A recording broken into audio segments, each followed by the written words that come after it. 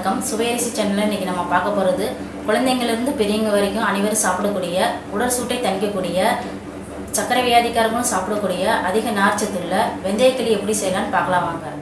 சுவையரசி சேனலை சப்ஸ்கிரைப் பண்ணுங்கள், பக்கத்தில் உள்ள பெல் பட்டனை கிளிக் பண்ணுங்கள், அப்படியே உங்கள் நண்பர்களுக்கு ஷேர் பண்ணுங்கள். நன்றி. முதல்ல வெந்தயக்களி செய்கிறதுக்கு அரிசியும் வெந்தயத்தையும் ஊற வைக்கணும். நான் இப்போ காலையில் களி கிண்டுறதுக்கு நைட்டே ஊற வைக்கிறேன். நான் ரெண்டும் ஒரே அளவு டம்ளர் தான் எடுத்திருக்கேன். ஒரு டம்ளர் அரிசிக்கு 1/4 டம்ளர் வெந்தயம் சரியாக இருக்கும்.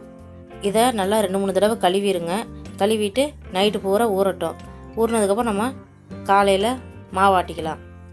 இப்போ இது நைட்டு பூரா ஊறட்டும். இப்போ இது நைட்டு பூரா ஊறிடுச்சு, மாவாட்டிக்கலாம். இப்போ நம்ம வெந்தயத்தை போட்டு ஆட்டிக்கலாம். வெந்தயம் உடம்புக்கு குளிர்ச்சியை தர்றது. இதில் நார்ச்சத்து அதிகமாக இருக்குது. இது கொலஸ்ட்ராலையும் குறைக்குது. அப்புறம் சர்க்கரை வியாதிக்கு ரொம்ப நல்லது. இப்போ வெந்தயத்தெல்லாம் போட்டாச்சு. இப்போ கிரைண்டரை ஆன் பண்ணிடலாம்.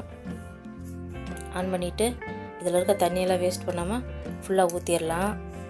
எல்லாத்தையும் ஊற்றிடுங்க. பத்தலைன்னா அப்புறம் பச்சை தண்ணி கொஞ்சம் ஊற்றிக்கலாம். நீங்கள் இன்னும் கொஞ்சம் தண்ணி கூட சேர்த்து ஊற வச்சுக்கிட்டிங்கன்னா அந்த தண்ணியை கூட எல்லாமே ஊற்றிடலாம். இப்போ நல்லா ஆட்டுப்படட்டும். வெந்தயம் நல்லா பாருங்கள், பொதன்னு வந்துடுச்சு. அப்படி தான் வரணும். இந்த பக்கத்தில் வந்ததுக்கப்புறம் நம்ம எடுத்துக்கலாம். கொஞ்சம் கொஞ்சமாக தண்ணி விட்டு இந்த மாதிரி கொஞ்சம் கெட்டியாக எடுத்துக்கோங்க. இப்போ நம்ம எடுத்தாச்சு, வெந்தயத்தை எடுத்தாச்சு. அடுத்து அரிசியை போட்டுக்கலாம். அரிசியை நல்லா நைஸாக ஆட்டிக்கணும். நம்ம இட்லி தோசை அதை காட்டிலும் நல்லா நைஸாக ஆட்டிக்கணும். இப்போ பாருங்கள், எல்லா அரிசியும் போட்டுட்டு இப்போ நம்ம இதையும் ஆட்டிக்கலாம்.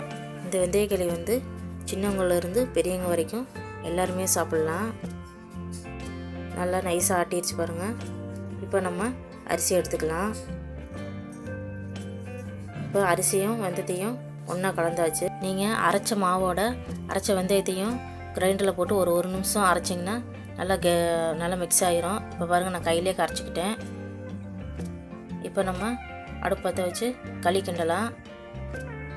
அடுப்பை ஃபுல்லாக வச்சிடாதீங்க, கொஞ்சம் மீடியமாக வச்சுக்கோங்க. சிம்மும் வேண்டாம், ஃபுல்லாகவும் வேண்டாம், மீடியமாக வச்சுக்கோங்க. ஏன்னா நீங்கள் ஃபுல்லாக வச்சிங்கன்னா அடிப்பிடிக்க ஆரம்பிச்சிடும், கட்டித்தட்ட ஆரம்பிச்சிடும். அதனால் நீங்கள் கைவிடாமல் கிளறிக்கிட்டே இருக்கணும். ஒரு 10 நிமிஷம் கைவிடாமல் கிளறினீங்கன்னா களி ரெடி ஆகிரும். நல்லா கிளறி விட்டுக்கிட்டே இருங்க. இது வாரத்தில் ஒரு நாளாவது குழந்தைங்களுக்கு செஞ்சு கொடுங்க. நான் இட்லிக்கு மாவாட்டையில் களிக்கும் ஊற வச்சு ஆட்டிக்கிறது. என் குழந்தைங்களுக்கு வாரத்தில் ஒரு நாள் செஞ்சு கொடுத்துருவேன்.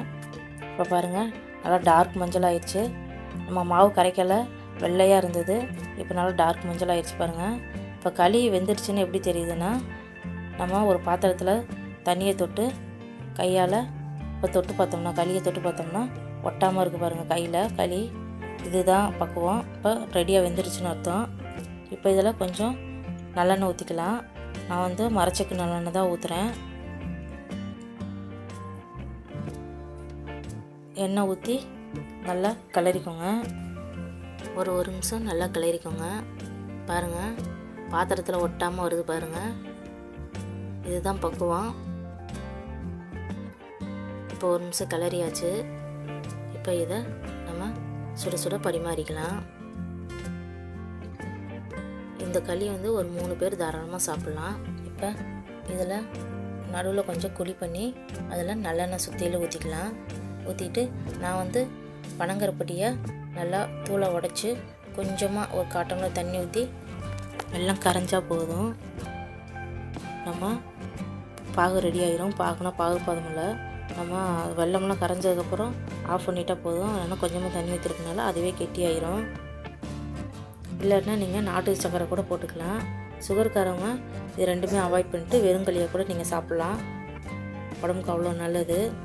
இதில் நார்ச்சத்து இருக்கிறனால நீங்கள் காலையில் சாப்பிட்டிங்கன்னா மதியானம் வரைக்கும் உங்களுக்கு பசியே இருக்காது. கொஞ்சோன்னு சாப்பிட்டாலும் வயிறு நிறைஞ்ச மாதிரி இருக்கும் உங்களுக்கு.